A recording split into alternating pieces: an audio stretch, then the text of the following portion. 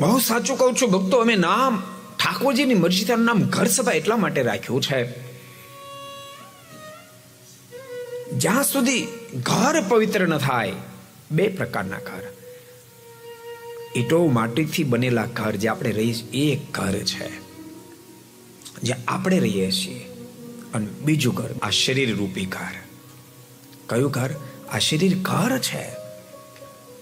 એનો માલિક અંદર આત્મા બેઠો છે. એનો માલિક અંદર આત્મા બેઠો છે.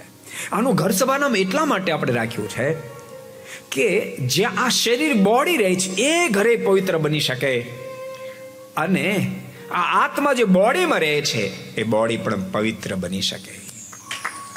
को पसंद आया हो तो लाइक करें और शेयर करना मत भूलिए. सब्सक्राइब करें सरदार कथा चैनल को और बेल आइकॉन पर क्लिक करना मत भूलिए लेटेस्ट वीडियो सबसे पहले पाने के लिए.